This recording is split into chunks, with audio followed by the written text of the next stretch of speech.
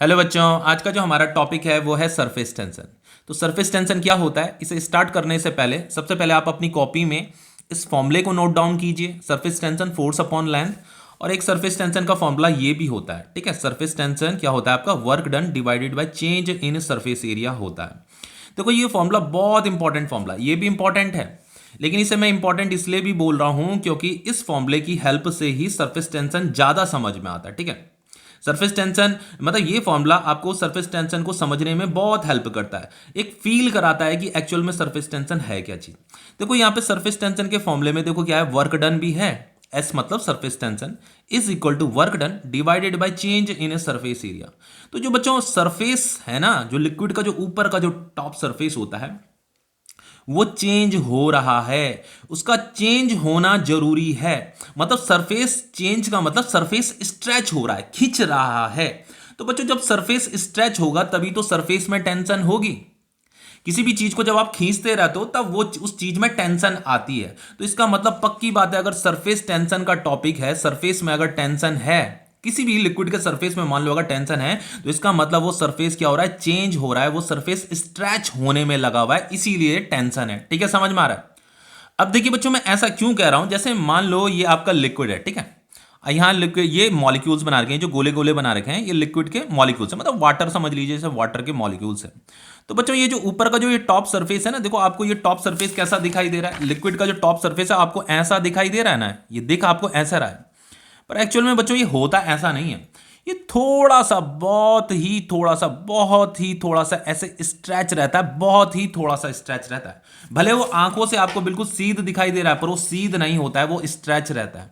और उसका मतलब उसका सरफेस एरिया थोड़ा सा चेंज रहता है, और उसका होना भी जरूरी है। जब सरफेस स्ट्रेच होगा तभी तो सरफेस में टेंशन होगी, जब वो स्ट्रेच ही नहीं होगा तो टेंशन भी नहीं होगी। ठीक है, तो टेंशन कब होती है बच्चों, जब कोई चीज स्ट्रेच होता है। देखो मैं आपको एक चीज याद दिलाता हूं, थर्ड फोर्थ चैप्टर में हम क्या पढ़ते थे, टेंशन से रिलेटेड जो टॉपिक होता था, जैसे एक ये आपका थ्रेड है, एक धागा है। ठीक है, अब देखो बच्चों यहां पे एक वेट क्या कर रहा है, सस्पेंड कर रहा है, तो इसका वेट क्या है, mg है।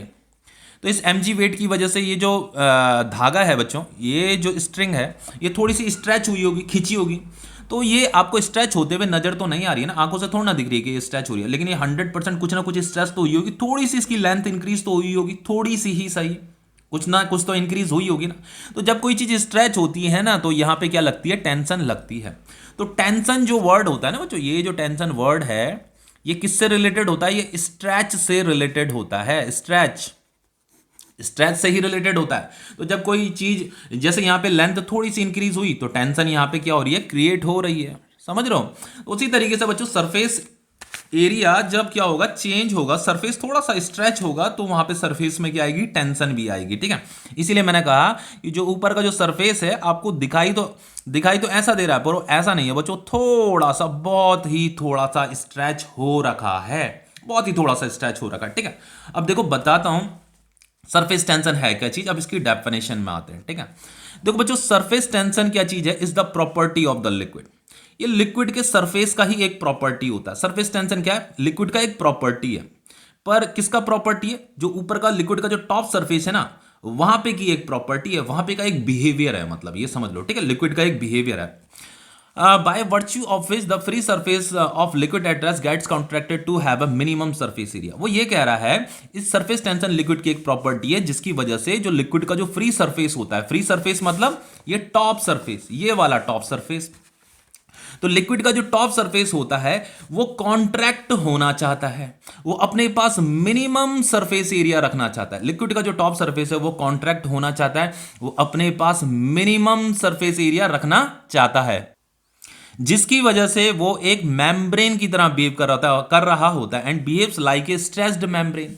अब ये मेम्ब्रेन क्या होता है, ये मेम्ब्रेन क्या होता है, मेम्ब्रेन का मतलब ये होता है, जैसे बैलून आपने देखा होगा, बैलून, अब इसमें हवा भरी है ना, ये फूल रखा है। ठीक है, बैलून, तो बैलून का जो ये जो सरफेस होता है ना, ये जो गुब्बारा होता है, इसका जो सरफेस होता है, ये भी यही आपका मेम्ब्रेन है।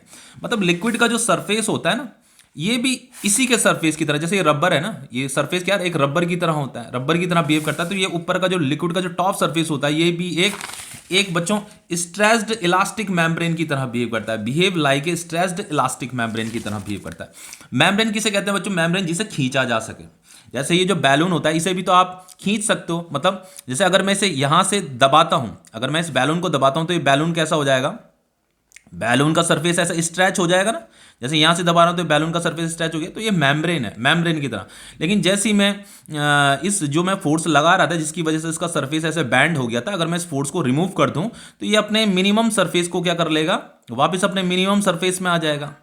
समझ रहे हो, वापस अपने मिनिमम सरफेस में आ जाएगा। यहां पे तो उसका सरफेस क्या हो गया था, स्ट्रेच हो गया था। तो जो चीज स्ट्रेच हो रही है, जो चीज स्ट्रेच हो रही है उसी को क्या बोला जाता है, मेम्ब्रेन बोला जाता है। ठीक है, तो ये हमारा का जो ऊपर का जो लिक्विड का जो टॉप सरफेस होता है वो भी एक मेम्ब्रेन की तरह बिहेव कर रहा होता है। आपने देखा भी होगा, जैसे ऊपर का जो टॉप सरफेस होता है, आपने इस लिक्विड का जो ऊपर का जो टॉप सरफेस होता है यहां पे मच्छरों को चलते हुए देखा होगा, मकड़ी को चलते हुए देखा होगा, वो डूब नहीं रहे होते, पानी में डूब नहीं रहे होते। तो जैसे देखो यहाँ पे सरफेस क्या हो रहा है, थोड़ा सा ये बैंड हो रहा है ना यहाँ पे, तो मान लीजिए यहाँ पे एक मच्छर बैठा हुआ है, ठीक है, तो उसके बैठने से ये सरफेस क्या हो गया, स्ट्रेच हो गया, क्योंकि ये सरफेस क्या कर रहा है, मेम्ब्रेन की तरह बिहेव कर रहा है। तो ये सरफेस टूटा नहीं है। देखो बहुत ज्यादा वेट रख दोगे पानी के सरफेस के ऊपर तो सरफेस तो टूट जाएगा, लेकिन यहाँ पे सर वेट मतलब इतना ही होना चाहिए ताकि सरफेस टूटे ना, बस वो मेम्ब्रेन है। जैसे ये बैलून है, इसमें अगर मैं बहुत ज्यादा फोर्स लगा दूंगा तो फूट जाएगा बैलून, है ना, लेकिन हल्का फुल्का फोर्स लगाऊंगा तो इसका सरफेस स्ट्रेच होगा, बैंड होगा, लेकिन टूटेगा नहीं सरफेस। ठीक है, तो उसी तरीके से यहाँ पे जो मच्छर है जब ये बैठता है यहाँ पे तो ये सरफेस क्या हो जाता है, बैंड हो जाता है। ठीक है, और ये थोड़ा सा बैंड हो जाता है, मतलब स्ट्रेच हो जाता है, लेकिन ये स्ट्रेच तो हो जाता है, लेकिन जैसे ही ये उड़ता है, जैसे ये मच्छर उड़ता है तो ये जो सरफेस होता है ये वापस अपने मिनिमम सरफेस, मतलब उसका क्या हो जाता है, लिक्विड का जो टॉप सरफेस होता है वो वापस क्या हो जाता है, मिनिमम हो जाता है। पहले तो वो स्ट्रेच हो गया था ऐसे मच्छर के बैठने से, फिर वो वापस जैसे मच्छर उड़ता है वो वापस मिनिमम हो जाता है, मतलब कॉन्ट्रैक्ट हो जाता है, सिकुड़ जाता है। ये प्रॉपर्टी लिक्विड के सरफेस में होती है, सिकुड़ने की प्रॉपर्टी होती है कि वो कॉन्ट्रैक्ट होता रहता है। अभी देखो बताता हूं डेफिनेशन में क्या लिखा हुआ है। Surface tension is the property of the liquid by virtue of is the free surface of liquid at this gets contracted to have a minimum surface area. वो ये कह रहा है कि लिक्विड के सरफेस की एक प्रॉपर्टी होती है जिसे हम सरफेस टेंशन बोल रहे हैं, इसकी ही वजह से जो लिक्विड का जो फ्री सरफेस होता है, जो टॉप सरफेस होता है, वो कॉन्ट्रैक्टेड रहना चाहता है, वो अपने पास मिनिमम सरफेस एरिया रखना चाहता है। अब अगर कोई सरफेस कॉन्ट्रैक्टेड रहना चाहता है, वो अपने पास मिनिमम सरफेस एरिया रखना चाहता है, तो उसके लिए उसे वर्क डन भी तो करना पड़ेगा। क्या बिना वर्क डन के वो सरफेस क्या कॉन्ट्रैक्ट हो जाएगा, क्या मिनिमम हो जाएगा, नहीं होगा। उसे कुछ ना कुछ वर्क डन भी करना पड़ेगा, तभी वो सरफेस कॉन्ट्रैक्ट होगा, मिनिमम होगा। समझ में आ रहा है। तो होता क्या चीज है, वर्क डन तो करना पड़ता है, लेकिन ये भी पक्की बात है कि सरफेस क्या हो रहा होता है, चेंज हो रहा होता है, स्ट्रेच हो रहा होता है। यहां पे क्या लिखा हुआ है, चेंज इन सरफेस एरिया लिखा हुआ है ना। यहां पे कह रहा है कि सरफेस कॉन्टैक्ट होना चाहता है, मिनिमम होना चाहता है। क्यों होना चाहता है, वो इसलिए होना चाहता है क्योंकि सरफेस को कोई स्ट्रेच कर रहा है, खींचने में लगा हुआ है, सरफेस को कोई खींचने में लगा हुआ है, सरफेस एरिया क्या हो रहा है, चेंज हो रहा है। इसीलिए जो ऊपर के जो टॉप के जो सरफेस के जो मॉलिक्यूल्स है ना, वो भी वर्क डन करते रहते हैं ताकि सरफेस मिनिमम रहे, ताकि सरफेस मिनिमम रहे। देखो समझाता हूं, जैसे यहां पे ये जो मॉलिक्यूल्स हैं, ये टॉप के जो मॉलिक्यूल्स हैं, तो नीचे के मॉलिक्यूल्स क्या कर रहे हैं, इसे नीचे खींच रहे हैं, नीचे खींच रहे हैं, नीचे खींच रहे हैं, ऐसे नीचे खींचने में लगे हुए हैं। ठीक है, वैसे ये कोहेसिव फोर्स, अभी बताता हूं कोहेसिव फोर्स क्या होता है, अभी समझाऊंगा इसे एक्चुअल में हो क्या रहा है, मॉलिक्यूलर लेवल में क्या हो रहा है, तब आपको ज्यादा फील आएगा सरफेस टेंशन का। अभी इतना समझिए कि ऊपर के जो मॉलिक्यूल्स हैं इन्हें खींचा जा रहा है, नीचे की तरफ खींचा जा रहा है, नीचे के मॉलिक्यूल्स ऊपर के मॉलिक्यूल्स को नीचे खींच रहे हैं, जिसकी वजह से ये सरफेस क्या हो रहा होगा, स्ट्रेच हो रहा होगा। लेकिन बच्चों ये सरफेस के जो मॉलिक्यूल्स होते हैं ना, ये जो सरफेस के जो मॉलिक्यूल्स होते हैं, ऊपर के टॉप सरफेस के जो मॉलिक्यूल्स होते हैं, इन्हें जिंदगी भर एक वर्क डन करते रहना पड़ता है। ये वर्क डन क्यों करना पड़ रहा है, ताकि सरफेस कॉन्ट्रैक्टेड रहे और मिनिमम रहे, क्योंकि सरफेस एक्चुअल में स्ट्रेच हो रहा होता है, चेंज हो रहा होता है। और सरफेस का चेंज होना भी जरूरी है, क्योंकि जब सरफेस चेंज होगा, जब सरफेस स्ट्रेच होगा, तभी तो सरफेस में टेंशन होगी।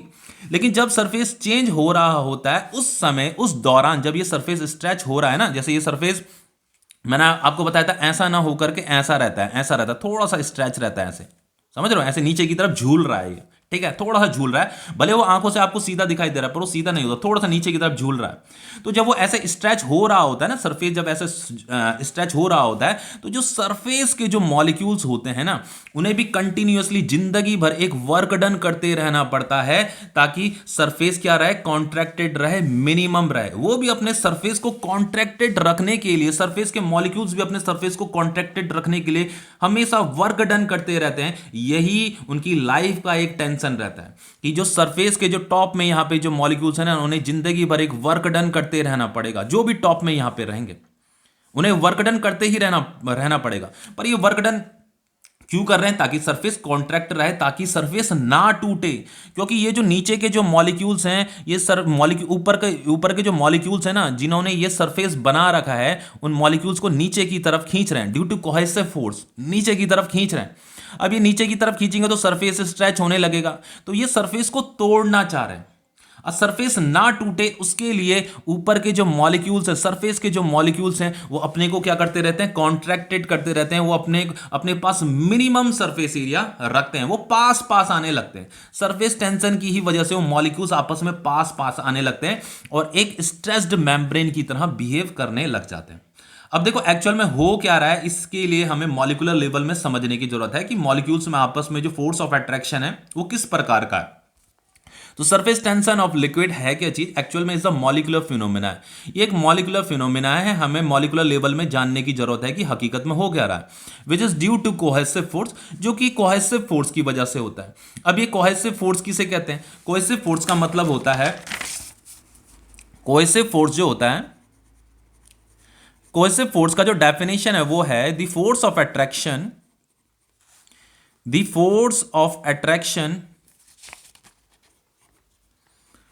among the same molecules या between the same molecules, कुछ भी लिख लीजिए, ठीक है।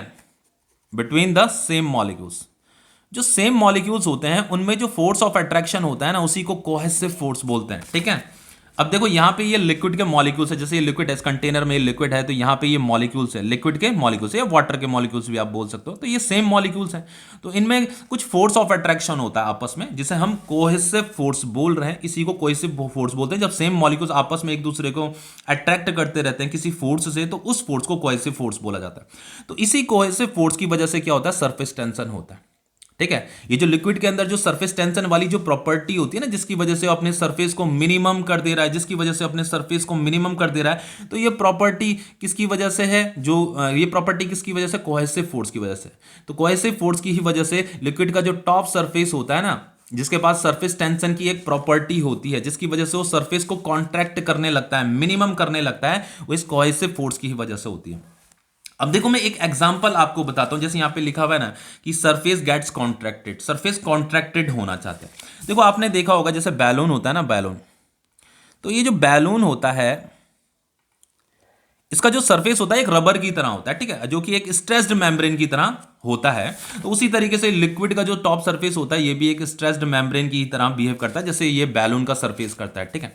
अब देखो जब हम बैलून को फुलाते हैं ना, जब हम बैलून को फुलाते हैं तो इसका सरफेस एरिया क्या होने लगता है? इंक्रीज होने लगता है, इंक्रीज होने लगता है, ऐसे इंक्रीज हो रहा है, ठीक है।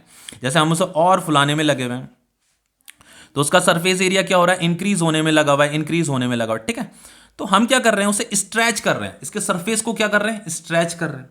लेकिन इसके सरफेस में जो मॉलिक्यूल्स रहे होंगे, क्या वो भी वर्क डन कर रहे थे? बिल्कुल, वो भी वर्क डन कर रहे थे, ठीक है। वो चुप साइलेंट थोड़ा ना बैठे हुए थे।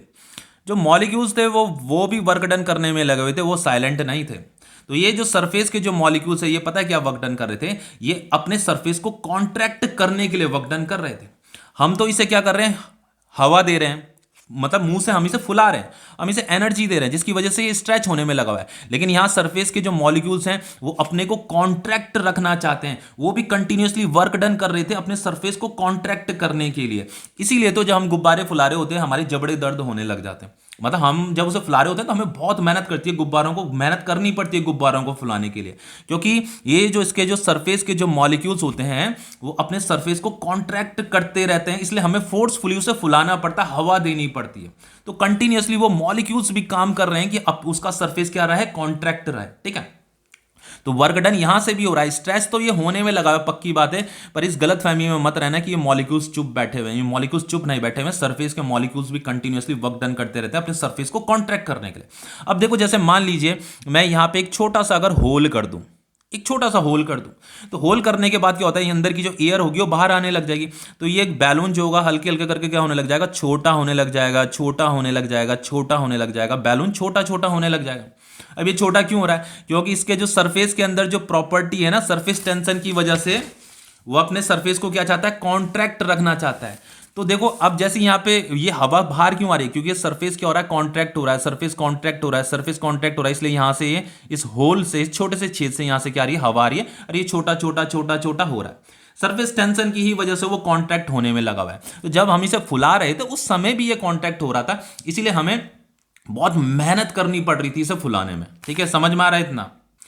अब देखिए एक एग्जाम्पल ये भी है आपका, यहां पे देखिए आपका ये एक सर्कुलर एक फ्रेम है। ठीक है, अब इसमें हमने क्या किया, सर्कुलर फ्रेम को एक सॉफ्ट सॉल्यूशन के अंदर डाला। मान लो एक सर्कुलर फ्रेम था ऐसे, और इसे हमने सॉफ्ट सॉल्यूशन के अंदर डाला, तो यहाँ पे क्या है, एक सॉफ्ट फिल्म बन जाती है, एक फिल्म बन जाती है यहाँ पे सरफेस में। ठीक है, अब हमने क्या किया, इस फिल्म के ऊपर ऐसे ऐसे एक ये धागा इस तरीके से रख दिया, इसके ऊपर ऐसे ये धागा रख दिया। ठीक है, अब देखो यहाँ पे हमें क्या करना है, ये जो अंदर का जो ये सरफेस है ना, ये वाला जो ये यहाँ पे जो ये फिल्म दिख रही है, इस सरफेस में यहाँ पे जो फिल्म दिख रही है, इस फिल्म को हमने क्या करना है, तोड़ना है।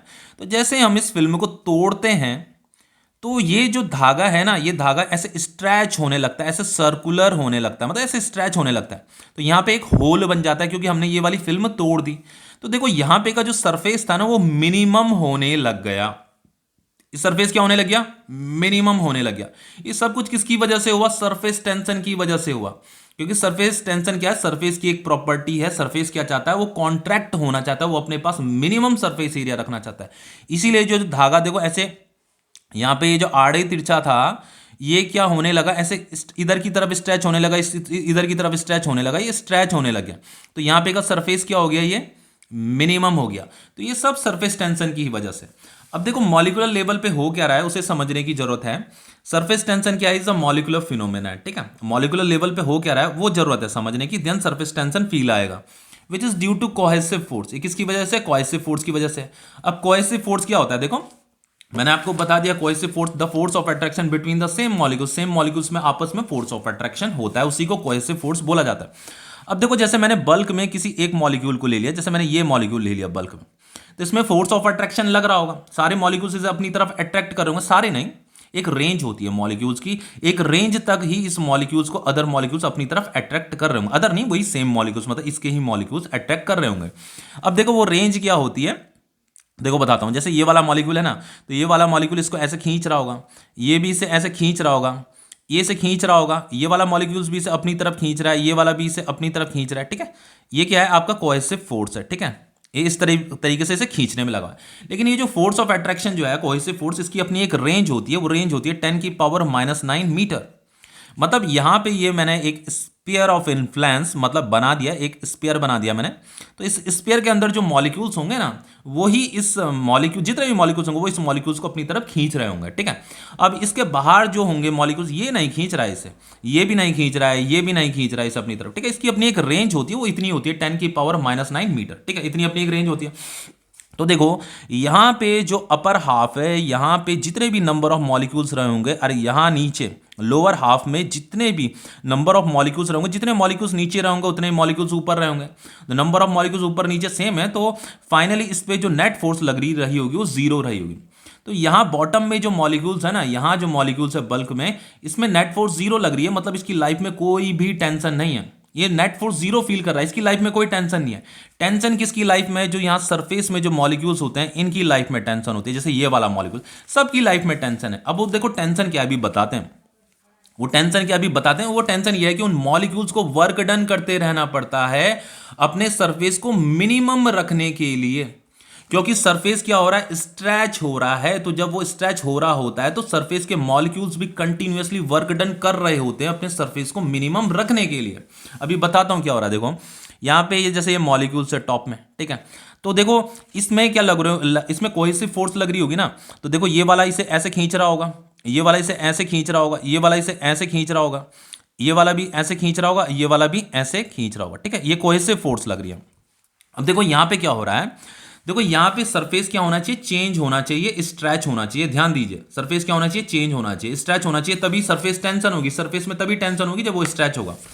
तो यहां पे क्या हो रहा है, ये जो नीचे के जो मॉलिक्यूल्स है ना, देखो यहाँ पे जैसे ये मैंने स्पीयर बना दिया, ये स्पीयर बना दिया, तो ऊपर भी एयर के मॉलिक्यूल्स होंगे, एयर के मॉलिक्यूल्स भी इसे खींच रहे होंगे, पर एयर के जो मॉलिक्यूल्स जो फोर्स लगा रहे होंगे वो नेग्लिजिबल होता है, इसलिए हम उसे कंसिडर नहीं कर रहे हैं। ठीक है, परेशान होने की जरूरत नहीं, यहाँ पे एयर के मॉलिक्यूल्स भी पक्का खींच रहे होंगे, लेकिन वो फोर्स इतना ज़्यादा नहीं होता है, वो फोर्स बहुत कम होता है, तो हम उसे नेग्लिजिबल मान करके चल रहे हैं।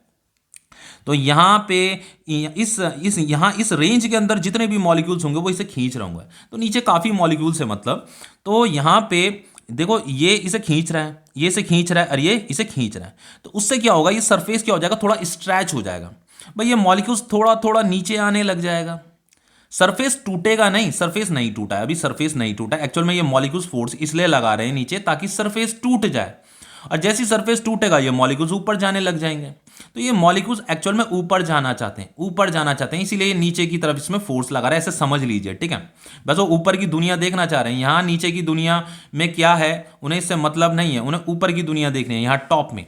तो देखिए ना, वो यहाँ टॉप में कोई भी जो रहेगा, यहाँ टॉप में जो रहेगा, ये जो मॉलिक्यूल्स अगर टॉप में है और इसे अगर नीचे के मॉलिक्यूल्स खींच रहे हैं, तो यहाँ टॉप के जो मॉलिक्यूल्स होंगे ना, इसके बगल में जो टॉप का मॉलिक्यूल्स होगा, यहाँ पे का जो टॉप का मॉलिक्यूल्स होगा, इसके सराउंडिंग में जितने भी जो टॉप के मॉलिक्यूल्स होंगे जो इसकी रेंज में होंगे, वो भी क्या करेंगे, इसे नीचे जाने से रोकेंगे और वो इधर फोर्स लगाएंगे, और ये वाला मॉलिक्यूल्स भी इधर फोर्स लगाएगा। ये इधर फोर्स क्यों लगा रहा है भाई, ये भी वर्क डन करने में लगा हुआ है, ये भी वर्क डन करने में लगा हुआ है, और ये मॉलिक्यूल्स भी वर्क डन करने में लगे हैं। तो ये मॉलिक्यूल्स जो वर्क डन कर रहे हैं, ये इसे नीचे की तरफ खींच रहे हैं, इस मॉलिक्यूल्स को नीचे की तरफ खींच रहे हैं, और इसके खींचने से सरफेस क्या हो रहा है बच्चों, स्ट्रेच हो रहा है। अब मान लो ये मॉलिक्यूल्स थोड़ा सा नीचे आ गया, जैसे मैंने आपको बताया था ना, सरफेस ऐसा ना होकर के थोड़ा सा ऐसा रहता है, ऐसा रहता है। तो ये जो मॉलिक्यूल्स यहाँ पे था, वो मॉलिक्यूल्स मान लो यहाँ नीचे आ गया, थोड़ा सा नीचे आ गया, पर है सरफेस में, जितने भी मॉलिक्यूल्स रहेंगे नीचे नीचे आ गए, ठीक है ऐसे, पर है सरफेस में, सरफेस टूटा नहीं है, ब्रेक नहीं हुआ है सरफेस। तो ये मॉलिक्यूल्स जब नीचे नीचे नीचे थोड़ा सा जब नीचे आ रहा था, तो उस समय कंटिन्यूअसली ये मॉलिक्यूल्स भी क्या कर रहे थे, वर्क डन कर रहे थे। अरे ये कहीं के लिए वर्क, ये मॉलिक्यूल्स इधर क्यों खींच रहे थे, इधर क्यों खींच रहे थे, ताकि सर्फ वो उन बच्चों कोहेसिव फोर्स की वजह से, तो कोहेसिव फोर्स ही तो है ये भी कोहेसिव फोर्स है, ये भी कोहेसिव फोर्स है। पर ये क्या बता रही है, ये मॉलिक्यूल्स का क्या बिहेवियर बता रही है, ये मॉलिक्यूल्स का ये बिहेवियर बता रही है, ये वाला फोर्स, कि ये फोर्स इसलिए लग रही है ताकि सरफेस को कॉन्ट्रैक्टेड रखा जा सके, मिनिमम रखा जा सके, इसीलिए तो ये फोर्स इधर लग रही है, इधर लग रही है, क्योंकि ये फोर्स जो है इस मॉलिक्यूल्स को नीचे नहीं जाने देना चाहती है, पर मॉलिक्यूल्स नीचे जा रहा है, थोड़ा सा नीचे गया है, सरफेस स्ट्रेच हुआ है, ये वाली फोर्स क्या कर रही है, सरफेस को क्या कर रही है, ये वाली जो फोर्स है नीचे की तरफ जो फोर्स लग रही है, मॉलिक्यूल्स जो लगा रहे हैं, वो जिसकी वजह से सरफेस क्या हो रहा है, स्ट्रेच होने में लगा हुआ है। लेकिन जब सरफेस स्ट्रेच हो रहा था ना, उस दौरान कंटिन्यूअसली ये फोर्सेस भी अपना वर्क डन कर रही थी, ये फोर्सेस इसलिए वर्क डन कर रही थी ताकि सरफेस को मिनिमम रखा जा सके, ताकि सरफेस को मिनिमम रखा जा सके। जैसे मैंने बैलून का आपको कॉन्सेप्ट बताया था कि बैलून को जब हम फुला रहे होते हैं तो हम वर्क डन कर रहे होते हैं, इसे स्ट्रेच कर रहे होते हैं, तो ये स्ट्रेच हो रहा होता है, स्ट्रेच हो रहा होता है, लेकिन कंटिन्यूअसली अंदर के जो मॉलिक्यूल्स होते हैं वो भी वर्क डन कर रहे होते हैं अपने सरफेस को कॉन्ट्रैक्ट करने के लिए, इसीलिए हमारे जबड़े दर्द हो रहे होते हैं। तो अगर ये सरफेस अगर स्ट्रेच हो रहा है, तो आप ये नहीं, आप ऐसा मत समझिएगा कि यहाँ जो ऊपर के जो मॉलिक्यूल्स हैं ये कुछ वर्क डन नहीं कर रहे हैं, ये भी वर्क डन कर रहे हैं अपने सरफेस को कॉन्ट्रैक्ट रखने के लिए। ऊपर के मॉलिक्यूल्स भी क्या कर रहे हैं, कंटिन्यूअसली वर्क डन कर रहे हैं, पर ऊपर के मॉलिक्यूल्स का जो वर्क डन है वो जो है अपने सरफेस को जो है मिनिमम रखना चाहता है, कॉन्ट्रैक्टेड रखना चाहता है। ओके, अब देखिए यहाँ पे क्या कह रहा है, यहाँ पे the top surface of liquid behave like a stressed membrane, ये तो आपको पता है। Small liquid drop takes a spherical shape due to surface tension.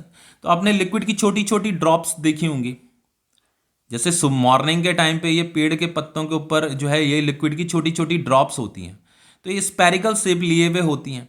तो इसका स्फेरिकल शेप क्यों लिए हुए है, ये सीधी सी बात है, सरफेस टेंशन की वजह से। क्योंकि सरफेस टेंशन की वजह से जो फ्री सरफेस होता है, जो बाहर का जो सरफेस, लिक्विड का जो टॉप सरफेस होता है, उसके अंदर एक प्रॉपर्टी होती है कि वो कॉन्ट्रैक्ट होना चाहता है, मिनिमम सरफेस एरिया अपने पास रखना चाहता है। तो इस ड्रॉप का जो ये जो आउटर सरफेस है, मतलब ये जो फ्री सरफेस है, ये कॉन्ट्रैक्ट होने लग जाता है, इसके अंदर एक टेंडेंसी होती है, सिकुड़ने की एक टेंडेंसी होती है, जिसकी वजह से ये जो है एक ड्रॉप में कन्वर्ट हो जाता है। समझ में आ रहा है? देखो किसी भी गिवन वॉल्यूम की अगर हम बात करें, for a given volume sphere has a minimum surface area, इसने एक स्फेरिकल शेप ही लिया है, इसने कोई क्यूबाइड शेप नहीं लिया, इसने कोई ट्रायंगल शेप नहीं लिया, कोई अदर शेप नहीं लिया, ना तो क्यूबाइड शेप लिया ना कोई कॉनिकल शेप लिया, इसने स्पेरिकल शेप ही लिया है। क्योंकि स्पेरिकल शेप ऐसा शेप होता है for a given volume sphere as a minimum surface area. Sphere का क्या होता है, एक मिनिमम सरफेस एरिया होता है, इसलिए उसने एक स्पेरिकल शेप लिया। आप खुद इमेजिन कीजिए अगर कोई चीज कॉन्ट्रैक्ट हो रही है तो फाइनली वो कौन सा शेप लेगी, एक स्पेरिकल शेप ही लेगी अगर वो कॉन्ट्रैक्ट होने में लगी हुई है। ठीक है, एक्चुअल में आप इस ये जो देखो यहाँ पे लिक्विड बहुत ज्यादा है तो इस पे ग्रेविटी भी लग रही है, इसलिए ये जो है स्पेरिकल शेप नहीं ले पा रही है। तो देखो लेकिन ये स्ट्रेच हो रही थी, जैसे स्पेरिकल शेप कैसा होता है ना, ऐसा होता है ना शेप, तो ये भी कहीं ना कहीं देखो ऐसे स्ट्रेच होने में लगी हुई थी।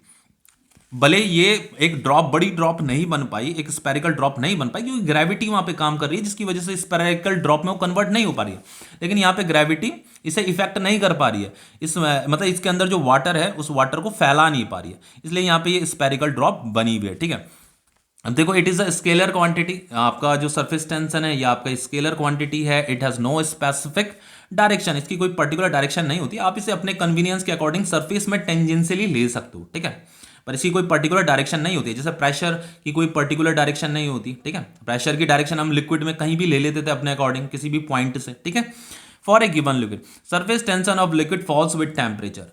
इसे याद रखिए कि जो सरफेस टेंशन होता है वो टेम्परेचर के साथ साथ फॉल होने लगता है, मतलब डिक्रीज होने लगता है। अगर आपको सरफेस टेंशन डिक्रीज करना है तो आप टेम्परेचर बढ़ाने लग जाइए। अगर मैं यहाँ टेम्परेचर बढ़ाने लगूंगा तो यहाँ पे का जो सरफेस टेंशन है वो डिक्रीज होने लगेगा, मतलब ये जो सरफेस जो मेम्ब्रेन की तरह बिहेव कर रहा था अब वो मेम्ब्रेन की तरह बिहेव नहीं करेगा, मतलब कम मेम्ब्रेन की तरह बिहेव करेगा। ठीक है, तो ये मेम्ब्रेन मतलब टूटने लग जाएगी।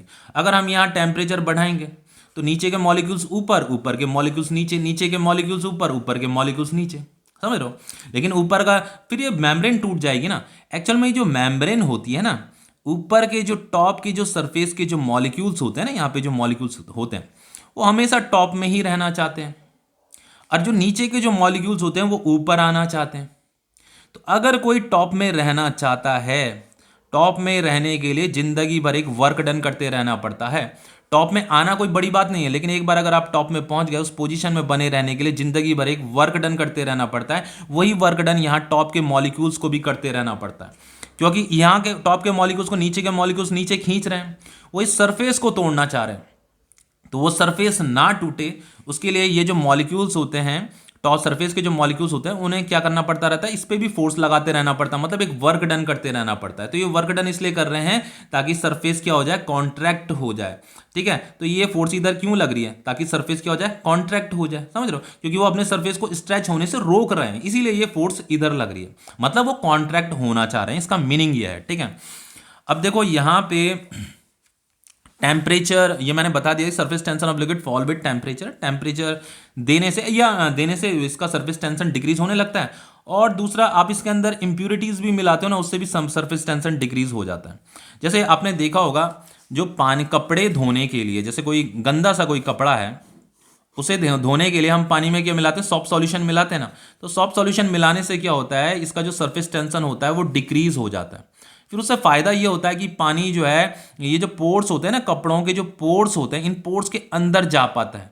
क्योंकि अगर हम सॉफ्ट सॉल्यूशन ना मिलाते तो यहाँ पे सरफेस टेंशन रहता, सरफेस टेंशन भी रहता। वैसे पानी सरफेस मतलब जो पानी होता है ना, पानी का एक मेम्ब्रेन होता है, उस मेम्ब्रेन की अपनी एक थिकनेस होती है, वो एक लेयर की तरह बिहेव करता है। ठीक है, ऊपर का जो मेम्ब्रेन होता है एक रबर की तरह बिहेव करता है। तो समटाइम्स आपने देखा होगा कि कपड़ा जब बहुत पुराना होता है, डर्ट होती है जिस कपड़े में, बहुत गंदा जो कपड़ा होता है, उसके ऊपर जब आप पानी डालते हो तो वो कपड़ा इतनी जल्दी गीला नहीं होता, ऊपर से पानी निकल जाता है, सरफेस से ऊपर से पानी निकल जाता है, वो कपड़ा गीला नहीं होता। क्यों? क्योंकि उसके जो पोर्स होते हैं ना, वहां डर्ट भरी रहती है, मतलब गंदगी भरी रहती है। ठीक है, तो पानी जो है उसके अंदर नहीं जा पाता, क्योंकि सरफेस टेंशन वो एक मेम्ब्रेन की तरह बिहेव कर रहा होता है, ऊपर से जस्ट कपड़े को टच करते हुए आगे निकल जाता है। ठीक है, लेकिन जैसे ही हम उस पानी में सॉफ्ट सॉल्यूशन मिलाते हैं तो उसकी सरफेस टेंशन क्या हो जाती है, डिक्रीज हो जाती है। अब ये मेम्ब्रेन की तरह बिहेव नहीं करता है। फिर वो जो पानी होता है ना, जो सॉफ्ट सॉल्यूशन का जो पानी होता है, वो इस डर्ट के अंदर भी चला जाता है और उस डर्ट को बाहर निकालने लग जाता है। पर जो नॉर्मल वाटर होता है, अगर आप उसमें सॉफ्ट सॉल्यूशन ना मिलाओ, किसी गंदे कपड़े में अगर पानी डालते हो तो पानी जो है कंप्लीटली जो है इस पोर्स के अंदर, इस जो डर्ट है इस डर्ट के अंदर एंटर नहीं कर पाता, क्योंकि यहाँ पे ये मेम्ब्रेन भी होती है, मेम्ब्रेन ऊपर ऊपर से निकल जाती है, मेम्ब्रेन इसके अंदर एंटर नहीं कर पाती। कुछ हद तक पानी घुस जाता है लेकिन कंप्लीटली नहीं जा पाता, इसलिए कपड़ा बहुत देर में गीला होता है। ठीक है, अब यहाँ पे देखो सरफेस टेंशन ऑफ वाटर, इसे भी नॉलेज में रखिएगा कि वाटर का सरफेस टेंशन इतना होता है, अब मर्क्यूरी का सरफेस टेंशन इतना होता है 0.4355। ठीक है, ये मर्क्यूरी का सरफेस टेंशन है, तो मर्क्यूरी का सरफेस टेंशन थोड़ा ज़्यादा होता है और वाटर का सरफेस टेंशन थोड़ा कम होता है। तो वाटर की जो ड्रॉप्स होती है ना कुछ इस प्रकार की होती है, थोड़ी फ्लैटन होती है, लेकिन जो मर्क्यूरी ड्रॉप्स होती है वो बिल्कुल परफेक्टली ऐसे स्पेरिकल होती है, मिनिमम सरफेस लिए हुए होती है, क्योंकि उसका सरफेस टेंशन ज़्यादा है। समझ रहे हो, सरफेस टेंशन क्यों ज्यादा है, क्योंकि जो मर्क्यूरी होता है, मर्क्यूरी के मॉलिक्यूल्स में जो कोहेसिव फोर्स होता है ना वो ज्यादा होता है। सरफेस टेंशन किसकी वजह से होता है, कोहेसिव फोर्स की वजह से होता है। तो ये जो सरफेस जो एक मेम्ब्रेन की तरह बिहेव कर रहा है सिर्फ और सिर्फ कोहेसिव फोर्स की वजह से कर रहा है, क्योंकि इस मॉलिक्यूल्स को इधर खींचा जा रहा है, इधर खींचा जा रहा है, नीचे भी खींचा जा रहा है, नीचे भी खींचा जा रहा है, नीचे भी खींचा जा रहा है, तो एक मेम्ब्रेन की तरह बिहेव कर रहा है। ठीक है, मतलब एक इलास्टिक रबर की तरह बिहेव कर रहा है, यह कहने का मतलब। तो ये जितना भी जो लिक्विड के पास जो सरफेस टेंशन वाली जो प्रॉपर्टी होती है वो किसकी वजह से होती है, कोहेसिव फोर्स की वजह से होती है। ठीक है, अब देखिए इसका, देखो अब सरफेस टेंशन कैलकुलेट कैसे किया जाता है, सरफेस टेंशन को कैलकुलेट कैसे किया जाता है। देखो उसके लिए कह रहा है, imagine a line A B of length L drawn tangentially anywhere on the liquid surface at rest. जैसे ये मान लो एक कंटेनर है, इसमें ये लिक्विड है, तो लिक्विड का ये टॉप सरफेस है। ठीक है, और ये लिक्विड का नीचे का सरफेस है, ये ऊपर का टॉप का सरफेस है। तो वो कह रहा है कि आप यहाँ पे एक इमेजिनरी लाइन ड्रॉ कर दो। ठीक है, एक लाइन आपको ड्रॉ करनी है, आप अपने अकॉर्डिंग ड्रॉ कर सकते हो, जितनी भी लेंथ की आपको ड्रॉ करनी है। Imagine a line A B of length L, चलो इसका लेंथ मैंने क्या मान लिया, एल लेंथ मान लिया। ठीक है, कितनी भी लेंथ का आप ड्रॉ कर सकते हो, टेंजेंशियली ड्रॉ करनी है, मतलब सरफेस के ऊपर ही करनी है, लिक्विड सरफेस के ऊपर ही ड्रॉ करनी है, वो सरफेस रेस्ट में होना चाहिए। ठीक है, अब देखो यहाँ पे जो ये मॉलिक्यूल्स होंगे, यहाँ पे जो लिक्विड के जो मॉलिक्यूल्स होंगे, सरफेस के जो मॉलिक्यूल्स होते हैं, ऐसे जो मॉलिक्यूल्स होते हैं, तो इस मॉलिक्यूल्स को इस मॉलिक्यूल्स को इस मॉलिक्यूल्स को नीचे के जो मॉलिक्यूल्स होंगे वो क्या कर रहे होंगे, खींच रहे होंगे। जैसे इसे क्या कर रहे थे, नीचे के मॉलिक्यूल्स खींच रहे थे, खींच रहे थे, खींच रहे थे, तो इसे नीचे जाने से कौन रोक रहा था, इसका बगल वाला मॉलिक्यूल्स ऐसे खींच रहा था, वो भी इधर खींच रहा था, उसे नीचे जाने से रोक रहा था। तो ये सरफेस को स्ट्रेच कर रहे थे, लेकिन ऊपर के मॉलिक्यूल्स अपने सरफेस को कॉन्ट्रैक्ट रखना चाहते हैं, इसीलिए वो इधर फोर्स लगा रहे थे। ठीक है, तो ये जो मॉलिक्यूल्स है, इस मॉलिक्यूल्स को नीचे के मॉलिक्यूल्स खींच रहे हैं, तो इसके सामने के सरफेस में जो मॉलिक्यूल्स होंगे वो क्या करेंगे, इसे इधर खींचेंगे, फोर्स लगाएंगे, इसे इधर खींचेंगे, फोर्स लगाएंगे, इसे नीचे नहीं जाने देंगे, क्योंकि वो नीचे के मॉलिक्यूल्स सरफेस तोड़ना चाह रहे हैं, और ये जो ऊपर सरफेस के जो मॉलिक्यूल्स हैं वो अपने सरफेस को कॉन्ट्रैक्टेड कर रहे हैं। ठीक है, मिनिमम कर देते हैं, वो कॉन्ट्रैक्टेड कर देते हैं, तो वो इस मॉलिक्यूल्स को नीचे नहीं जाने देंगे। तो इस फोर्स का मतलब ये है कि वो अपने सरफेस को कॉन्ट्रैक्ट रखना चाहते हैं। तो उसी तरीके से ये जो मॉलिक्यूल्स है, इस यहाँ पे का जो मॉलिक्यूल होगा वो इसे इधर खींचेगा, ये भी इसे इधर खींचेगा, ये इसे इधर खींचेगा, ये इसे इधर खींचेगा। ठीक है, ये फोर्स लग रही है इस मॉलिक्यूल्स पे भी, ये वाला मॉलिक्यूल इसे इधर खींचेगा, नीचे जाने से रोक रहा है, क्योंकि सरफेस क्या हो रहा है, स्ट्रेच हो रहा है। सरफेस तो स्ट्रेच हो जाएगा लेकिन सरफेस टूट नहीं रहा है बस। ठीक है, समटाइम सरफेस टूटता भी है, टर्बुलेंस भी होता है, ऐसी बात नहीं है, तो ये इधर फोर्स लगाएगा। तो ये जो इस एल लेंथ की लाइन में, इस इमेजिनरी लाइन में जितने भी नंबर ऑफ मॉलिक्यूल्स थे उन पे जो टोटल फोर्स लगी, ये जो टोटल फोर्स लगी वो कितनी लगी, एफ लगी। मान लिया हमने कितनी लगी, एफ लगी। तो ये जो एफ डिवाइडेड बाय एल होता है, ये जो लेंथ एल है इसी को सरफेस टेंशन बोला जाता है। तो सरफेस टेंशन है क्या, आपका एफ डिवाइडेड बाय एल, मतलब पर यूनिट लेंथ में जो फोर्स लग रही है उसी को सरफेस टेंशन बोला जाता है। ओके, ये तो आपका सरफेस टेंशन का फॉर्मूला है। लेकिन एक और चीज बताता हूं, यहां पे जो लिक्विड का जो टॉप सरफेस होता है ना, यहां पे टर्बुलेंस भी बना रहता है। टर्बुलेंस का मतलब ये है कि जैसे ये जो ऊपर सरफेस में जो मॉलिक्यूल्स होगा ना, मॉलिक्यूल्स टूट करके नीचे भी आता है, नीचे के मॉलिक्यूल्स ऊपर भी जाता है। उसी तरीके से कुछ मॉलिक्यूल्स टूट करके नीचे भी आते रहते हैं, नीचे के मॉलिक्यूल्स ऊपर भी जाते रहते हैं। ठीक है, तो इस प्रकार का टर्बुलेंस होता रहता है, क्योंकि सरफेस ऐसे ना होकर के, सरफेस कैसा हो रखा है, स्ट्रेच हो रखा है, तो कुछ मॉलिक्यूल्स ऊपर से टूट करके नीचे भी आते हैं, नीचे के मॉलिक्यूल्स ऊपर भी जाते रहते हैं, मतलब सरफेस टूट भी रहा है, बन भी रहा है। ठीक है, ये चीज होने में लगी है, टर्बुलेंस बना रहता है, पर सरफेस आपको फाइनली ऐसा ही दिख रहा है। ठीक है, सीधा ही दिख रहा है आपको सरफेस, पर टर्बुलेंस रहता है, ऐसा बुक में लिखा है। ठीक है, अब देखो ये जो सरफेस टेंशन है, ये फोर्स अपॉन लेंथ तो हो गया, लेकिन ये जो फोर्स होती है जो कि इस मॉलिक्यूल्स पे लग रही है, जो कि ये जो फोर्स है ये सरफेस टेंशन की वजह से, ये फोर्सेस हैं, ये फोर्सेस किसकी वजह से? सरफेस टेंशन की वजह से, या आप ड्यू टू कोहेसिव फोर्स भी बोल सकते हो। ये जो फोर्स है ड्यू टू सरफेस टेंशन है, ठीक है, क्योंकि ये सरफेस टेंशन की जो फोर्स है ये सरफेस को टूटने नहीं देना चाहिए। सरफेस क्या हो रहा है? स्ट्रेच हो रहा है। सरफेस क्या हो रहा है? स्ट्रेच हो रहा है। और ऊपर की जो फोर्सेज हैं वो वर्क डन कर रही हैं, वो इसलिए वर्क डन कर रही है ताकि अपने सरफेस को मिनिमम रखा जा सके। अब देखो ये फोर्स कैसे कैलकुलेट किया जाए, इसे कैसे कैलकुलेट किया जाए, तो उसके लिए हम एक एक्सपेरिमेंट यहां पे लेंगे। How to measure surface tension of liquid. देखो हमने यहाँ पे क्या है, एक वेसल है, एक कंटेनर है, इसमें ये लिक्विड भरा हुआ है, ठीक है। अब देखो यहाँ पे आपको ये बैलेंस दिख रहा होगा। एक आर्म ये है, एक आर्म ये, दोनों आर्म अभी क्या हो रखे हैं? बैलेंस हो रखे हैं। एक्चुअल में यहाँ पे क्या है, आपका एक ग्लास प्लेट है, ठीक है, ये आपका रेक्टेंगुलर, एक थिन रेक्टेंगुलर ग्लास प्लेट है, इससे लटका हुआ है।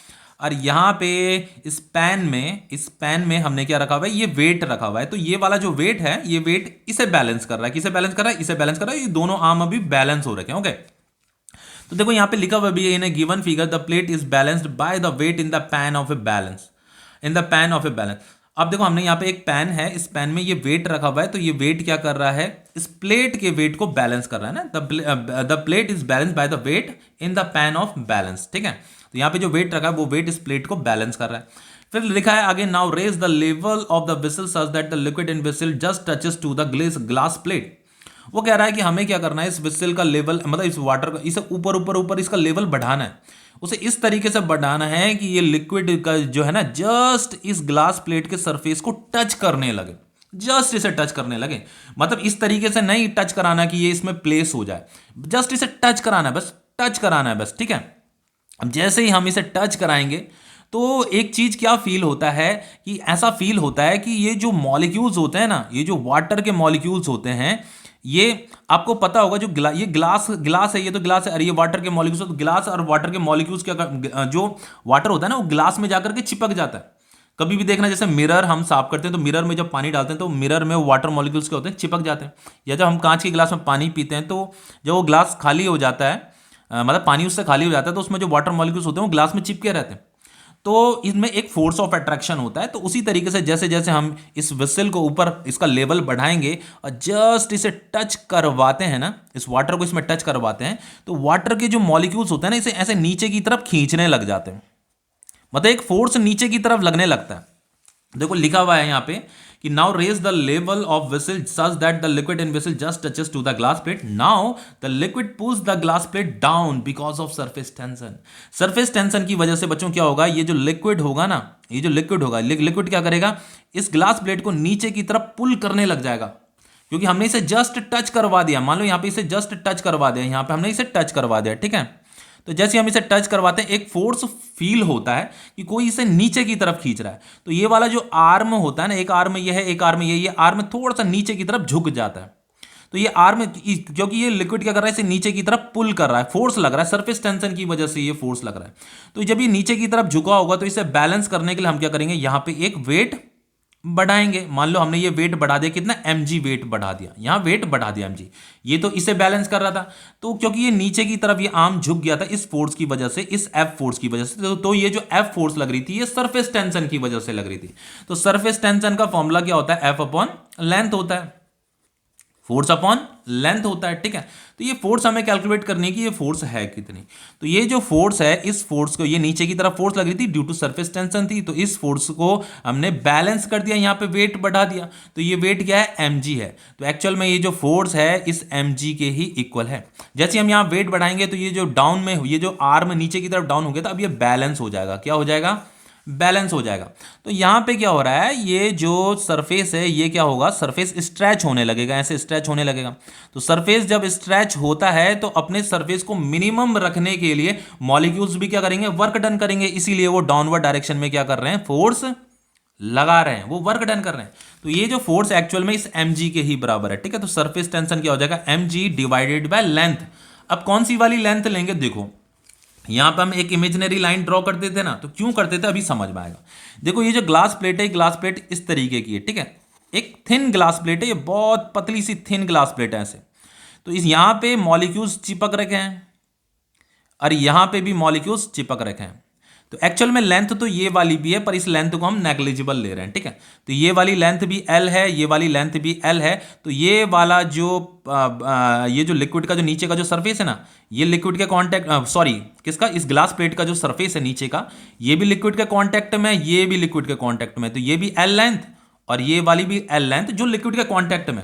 पर ये वाली लेंथ को हमने नेग्लिजिबल ले लिया, तो इस वाली लेंथ को लेने की जरूरत नहीं है। एनसीईआरटी में भी उसे नेग्लिजिबल ही मान रखा, तो एल प्लस एल लेंगे हम, ठीक है। तो यहां पे एल प्लस एल आएगा, यही आपका सरफेस टेंशन है। सरफेस टेंशन क्या हो जाएगा, mg डिवाइडेड बाय 2l होगा। एक और चीज बताता हूं, देखो यहां पे आपके एनसीईआरटी में इस सरफेस टेंशन को इस तरीके से भी लिखा हुआ है, लिक्विड ईयर इंटरफेस mg/2l भी लिखा हुआ है।